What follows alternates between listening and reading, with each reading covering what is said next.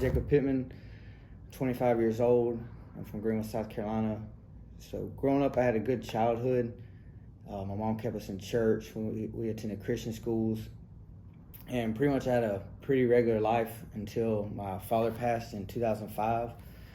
And it kind of pretty much split our family apart. So I knew God, but because I lost my father, it was like I didn't understand why he could have took my father away from me, and I just didn't understand.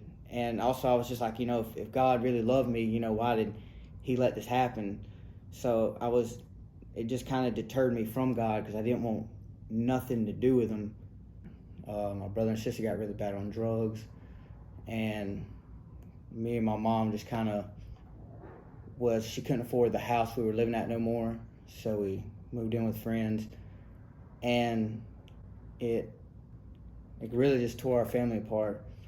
So eventually by age 12, I turned to alcohol and drugs. Started off as just smoking weed and pain pills, and by 17, I was IV use of meth and heroin. Well, I used that as an excuse. I remember when I was coming up and I was getting introduced to more and more drugs, like that was always my excuse. I lost my father. So like I would always use that as a way to be able to be like, I'm gonna live my life how I want to live it, and I'm gonna enjoy it. Yeah. And I just really, the more I enjoyed it, the more miserable I was getting. In the 2019 to about the middle of 2020, I actually overdosed 3 times, and 2 times was only a month away from each other, and the third one was, the first one happened, and then the second, 6 months later, the second one happened, and like it wasn't even 2-3 weeks later, I overdosed again.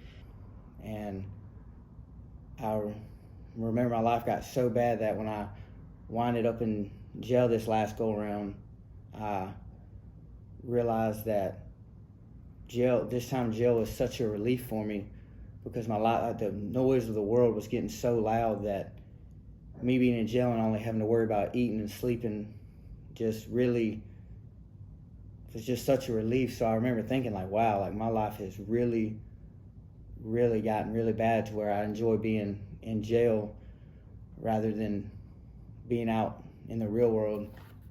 Well, technically me getting the jail time this time wasn't really a wake-up call, because I've been arrested many times, but that's what was different this time. Is usually when I got locked up, I was frustrated, and all I could think about was I was ready to get back out there to go again.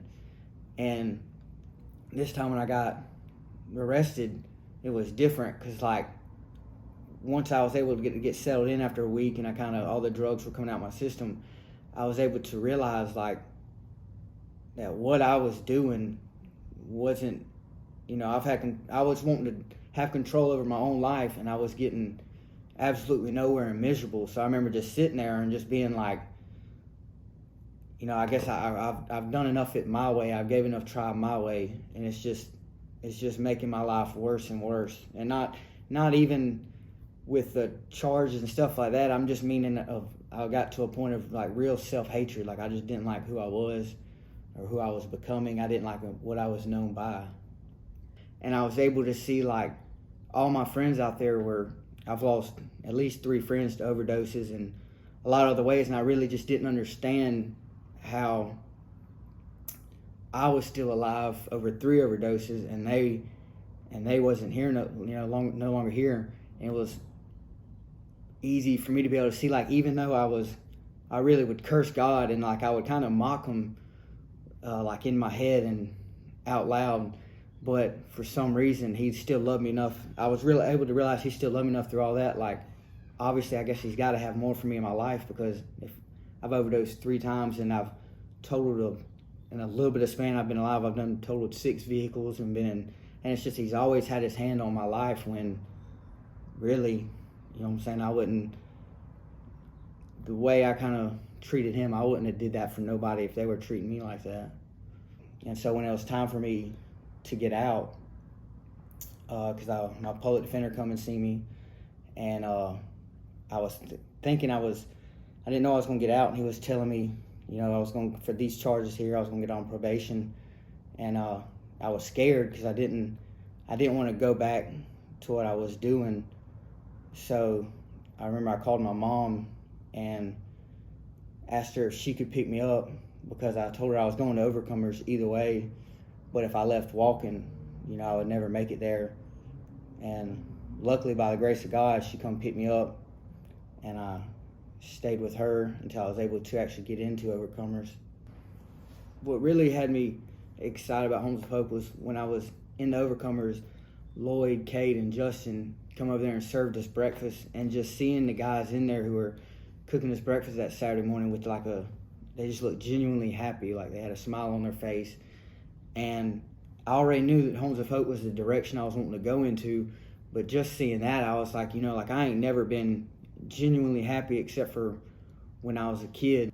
But it's really been a big help having basically like 3 mentors in my life, Steve, Bob, and Nate, and able to be with Bob and Nate every day, and them continually pointing out stuff in my life that I need to be working on, and just getting that constructive criticism and learning how to actually be a man, because it's something like a lot of us ain't never known how to be in our whole entire life. It's been cool because I've learned a lot about the electrical side of things and the construction side of things, and because of Homes of Hope, we were able to get a NCCER core curriculum class. We just got our OSHA 30 safety class.